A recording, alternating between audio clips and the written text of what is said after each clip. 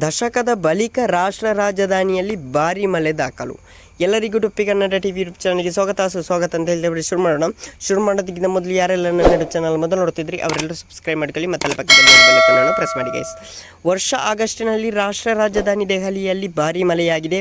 ನಗರದಲ್ಲಿ ಈವರೆಗೆ 269.9 ಮಿಲಿಮೀಟರ್ ಮಳೆ ದಾಖಲಾಗಿದೆ. ಇದು ಕಳೆದ ಒಂದು ದಶಕದಲ್ಲೇ ಅತ್ಯಧಿಕ ಮಳೆಯಾಗಿದೆ. ಭಾರತೀಯ ಹವಾಮಾನ ಇಲಾಖೆ ಅಂಕಿಅಂಶಗಳು ತಿಳಿಸಿವೆ. ಹವಾಮಾನ ಇಲಾಖೆ ಮಾಹಿತಿ ಪ್ರಕಾರ ಇಲ್ಲಿವರೆಗೆ 269.9 ಮಿಲಿಮೀಟರ್ ಮಳೆಯಾಗಿದೆ.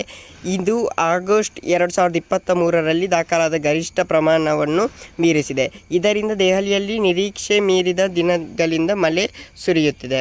2.4 ಮಿಲಿಮೀಟರ್ಗಿಂತ ಜಾಸ್ತಿ ಮಳೆಯಾದರೆ ಸಾಧಾರಣವಾಗಿ ಜಾಸ್ತಿ ಮಳೆ ಎಂದು ಪರಿಗಣಿಸಲಾಗುತ್ತದೆ. ಅದರಲ್ಲೂ ಆಗಸ್ಟ್ 11ರಿಂದ ಆಗಸ್ಟ್ 22ರವರೆಗೆ ಭಾರೀ ಮಳೆಯಾಗಿದೆ ಎಂದು ತಿಳಿಸಿದೆ. ಇದು ಈ ವರ್ಷದ ಮಾನ್ಸೂನ್ ಅಸಾಮಾನ್ಯ ತೀವ್ರತೆಯನ್ನು ಸೂಚಿಸುತ್ತದೆ. ಭಾರತೀಯ ಹವಾಮಾನ ಇಲಾಖೆ ದತ್ತಾಂಶದ ಪ್ರಕಾರ 2012 ಮತ್ತು 2013ರ ಆಗಸ್ಟ್ನಲ್ಲಿ ಕ್ರಮವಾಗಿ 378 ಮಿಲಿಮೀಟರ್ ಹಾಗೂ 321 ಮಿಲಿಮೀಟರ್ ಮಳೆಯಾಗಿತ್ತು.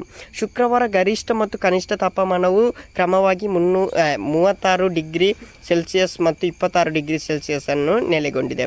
ಹವಾಮಾನ ಇಲಾಖೆ ತಜ್ಞರು ಮುಂದಿನ 7 ದಿನಗಳವರೆಗೆ ಗುಡುಗು ಸಹಿತ ಮಳೆಯಾಗುವಂತಹ ಮುನ್ಸೂಚನೆ ನೀಡಿದ್ದಾರೆ. ಓಕೆ ಗೈಸ್, ಮುಂದಿನ ವೀಡಿಯೋದಲ್ಲಿ ಸಿಗೋಣ. ಅಲ್ಲಿ ಲೈಕ್, ಶೇರ್, ಸಬ್ಸ್ಕ್ರೈಬ್ ಮಾಡಿ ಅಂತ ಹೇಳ್ತಾ